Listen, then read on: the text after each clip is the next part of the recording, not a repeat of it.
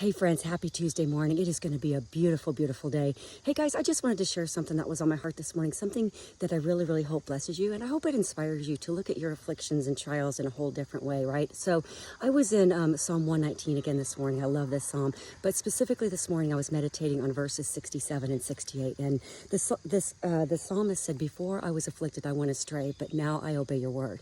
And then he goes on to say, "You are good and you do good. Teach me your statutes." And what I love about this, guys, is the psalmist put afflictions into perspective. He said he acknowledged that without them, that he had gone astray. He had been a wayward prodigal, and just like many of us, and it's these afflictions that bring us back to God. It's these afflictions that humble us and make us realize our need for God and our need for His correction, His instruction, and all those other things. And because of that, the psalmist chose not to be bitter. The psalmist chose to instead to acknowledge the goodness of God, that God was good to give him these afflictions, that God was good to give him this discipline, because without them, he would have gone astray. You know, I was reading in the commentary this morning, and excuse me, Spurgeon said of affliction, I love this, it's such a good analogy.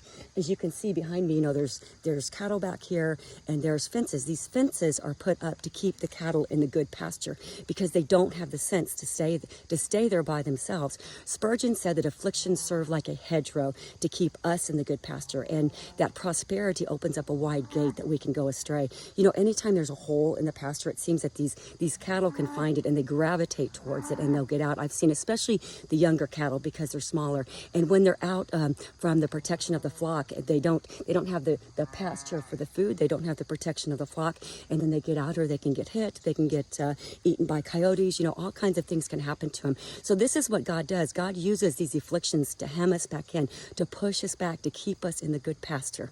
Do you just love that, or what? That's such a beautiful picture of our shepherd, of our great shepherd and father. So guys, I don't know about you, but I've gone through a lot of afflictions, and I'm going to go through a lot more, and I'm thankful for each and every one of them. You know, when we go through them, they're not pleasant. You know, the Bible tells us that no discipline seems pleasant at the time, but afterwards provides a harvest of righteousness for those who are trained by it. So let us choose to look at discipline in that way, and remember also the promise of Romans 8:28, that God works all things for the good of those who love Him and are called according to His purpose. That means every single affliction, the good, the bad, and the downright ugly. So guys, I really hope that blesses you. I don't know what you're going through today, but I truly hope that you, like the psalmist, would choose to say, "You are good, God. You are good, and you do good." And so whatever I'm going through, I know that you are going to work it for my good, and for that, I can rejoice while I'm going through this affliction and this hardship, and I'm going to draw closer to you and to your word. So guys, I really hope that blesses you. I'm going to finish up my run. It's going to be a great day.